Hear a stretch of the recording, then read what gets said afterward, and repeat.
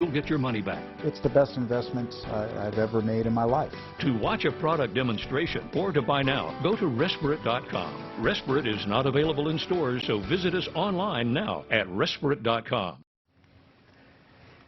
Welcome back to Wake Up. I'm Rob Finnerty. Happy Wednesday. President Joe Biden pushing up his agenda for opening schools and expediting the vaccine rollout at his town hall last night. But the question now is, how does President Joe Biden compare to his predecessors, every other president in American history, in terms of uniting the country in this time of extreme uncertainty? Craig Shirley is joining us this morning. Not only is he a Ronald Reagan historian, he's the author of several books, a few of which we're showing right there, and he is an expert on the topic. Craig, it is a pleasure to have you back on the show this morning. Thank you, Rob. President Biden had this to say about his predecessor. I want you to take a listen, and then we'll get some reaction. For 4 years, all that's been in the news is Trump. The next 4 years, I want to make sure all the news is the American people. I'm tired of talking about Trump. Sounds great, doesn't it? It sounds wonderful, but we are a month into the Biden administration, and who is on the front?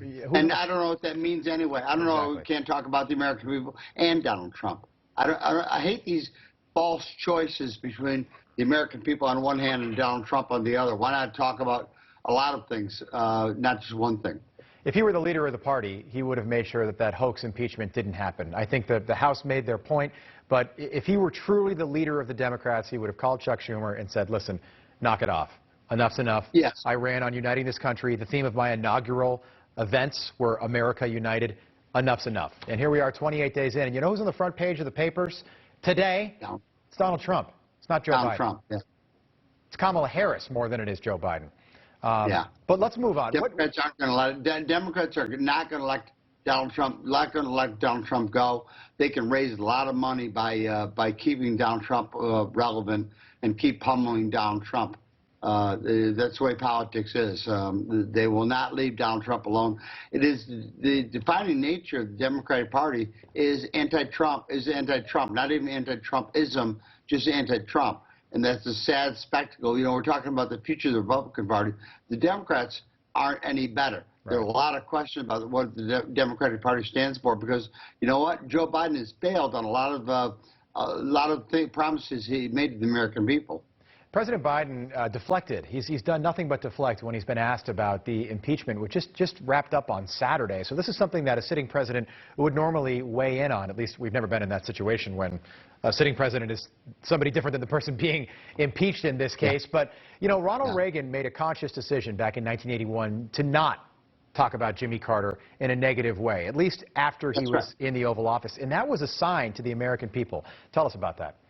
No, that was exactly right, Rob. It was when Reagan became president, he did not focus on the past of Jimmy Carter. He focused on the future, and that's the type of character that Reagan had. He was focused on the future, so he did not badmouth, and neither did his administration badmouth that of Jimmy Carter. They focused on their own plans, their own proposals, their own solutions to what was ailing the American people. And there was a lot ailing the American people in 1981. It was a bad economy, high inflation, high interest rates, a Soviet threat, and Reagan had to focus on the problems that faced the American people. So he focused on the future, not the past. You know, Craig, it's interesting. That's one of the essential differences between American conservatism and American liberalism is that liberalism focused on the past so they can recreate it. American conservatives focus on the future so they can not recreate it, just create it. I think you make a good point. I want to talk about this for a minute. When a new president comes into office, they have this it's unique to America, to our democracy.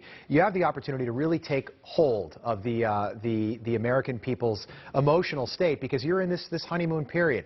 And it doesn't, it's really more about the man and who that person is.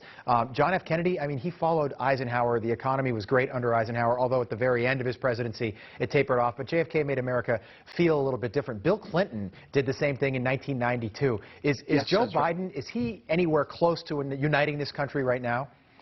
No, not when he's what he's doing about COVID vaccines being given out by racial standards and ethics standards, age standards. That's a recipe for dividing us, not uniting us. Actually, every one of Biden's policies are about, Rob, I think they're about dividing the American people. He has no interest in being a uniter, and neither will he go down in history as being anything other than a very mediocre president. He'll be the Franklin Pierce of the 21st century, a very, ill thought of president. Didn't do anything positive for the American people. This is small history. This is not big history like World War II or the Civil War or the Cold War. This is what is going on right now, and what's been going on in Biden's presidency is very small history, and he will be regarded by historians, I think, as a small man. Yeah. Craig, they called Franklin Pierce, I believe the exact quote is, he was the greatest presidential placeholder in American history. So not held in high regard, even all these years later. Craig, Shirley, great speaking with you as always. I always enjoy it. Thanks for being with us. Thanks, Rob. All right, stay with us. A lot more Wake Up America coming up after the break.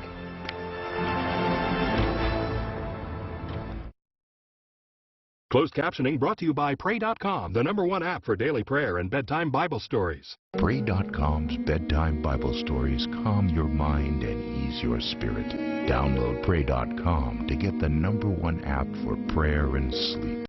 Life in America isn't what it used to be. What the liberal Democrats have planned for this country and your